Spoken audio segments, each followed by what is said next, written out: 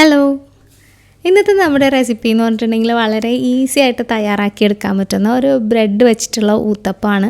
വേണമെന്നുണ്ടെങ്കിൽ ഒരു ഇൻസ്റ്റൻറ്റ് ഊത്തപ്പം എന്നൊക്കെ വേണമെങ്കിൽ എനിക്ക് പറയാം കേട്ടോ.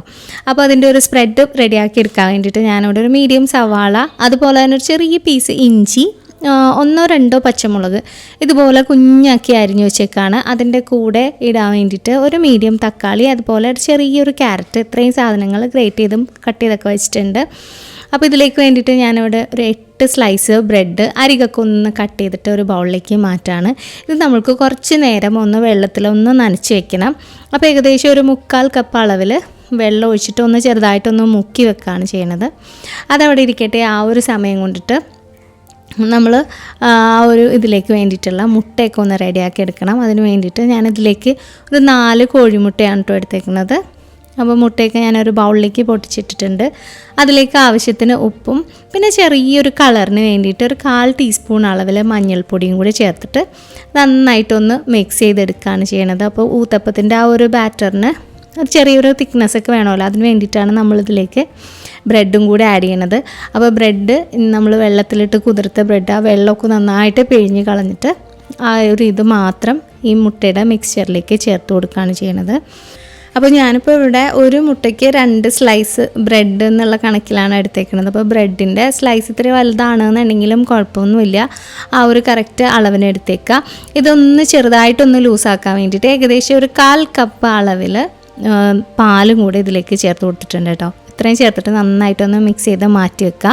ഇനി നമ്മളുടെ ഊത്തപ്പത്തിൻ്റെ മുകളിലിടാനുള്ള ആ ഒരു സ്പ്രെഡ് റെഡിയാക്കി എടുക്കാൻ വേണ്ടിയിട്ട് സവാളയും അതുപോലെ തന്നെ പച്ചമുളകും ഇഞ്ചിയും തക്കാളിയും ക്യാരറ്റും കൂടെ ഞാൻ ആ ഒരു ബൗളിലേക്ക് തന്നെ ഫുള്ളായിട്ട് ഒരുമിച്ച് മിക്സ് ചെയ്യാൻ പോവാണ്. അതിലേക്ക് ആവശ്യത്തിന് ഉപ്പും എരിവിന് ആവശ്യമായിട്ടുള്ള കുരുമുളക് പൊടിയും കൂടി ചേർത്ത് കൊടുക്കുന്നുണ്ട്. അപ്പോൾ കുരുമുളക് പൊടി ഞാനിവിടെ ഒരു 1/2 ടീസ്പൂൺ അളവിലാണ് കേട്ടോ ചേർക്കുന്നത്. അതും കൂടി നന്നായിട്ടൊന്ന് മിക്സ് ചെയ്യുക. വേണമെന്നുണ്ടെങ്കിൽ ഒരു ചെറിയ പുളി ടേസ്റ്റിന് 1/2 ടീസ്പൂൺ അളവിൽ നാരങ്ങാനീര് വേണമെന്നുണ്ടെങ്കിൽ ചേർത്ത് കൊടുക്കുക. അല്ലാന്നുണ്ടെങ്കിൽ ആംചൂർ ഇട്ടാലും മതിയാവും, അതും ഒരു ചെറിയൊരു പുളിപ്പ് തരും.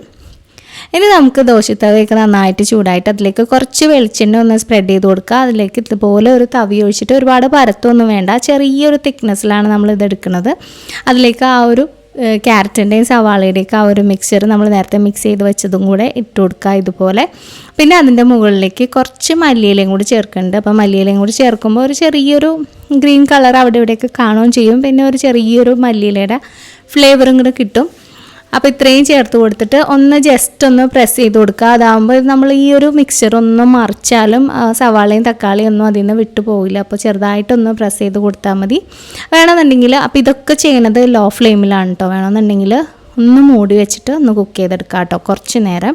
അപ്പോൾ മുട്ട ആയതുകൊണ്ട് തന്നെ ഒരുപാട് ഹൈ ഫ്ലെയിമിലിട്ട് വേവിക്കണ്ട, പെട്ടെന്ന് കരിഞ്ഞിട്ട് പോകും.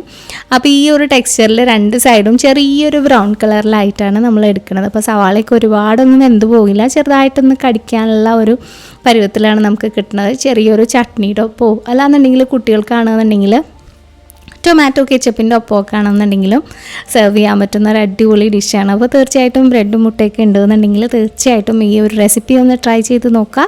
ട്രൈ ചെയ്ത് നോക്കിയിട്ട് ഫീഡ്ബാക്ക് അറിയിക്കുക. അതുപോലെ തന്നെ ആദ്യമായിട്ട് കാണുന്നവരാണെന്നുണ്ടെങ്കിൽ നമ്മളുടെ ഈ പേജ് ഒന്ന് ലൈക്ക് ചെയ്തിട്ട് ഫോളോ ചെയ്തേക്കുക.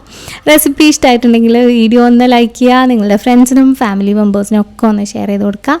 വീണ്ടും ഇതുപോലെ മറ്റൊരു വീഡിയോ ആയിട്ട് ഇനിയും കാണുന്നവരെ stay safe, take care, by.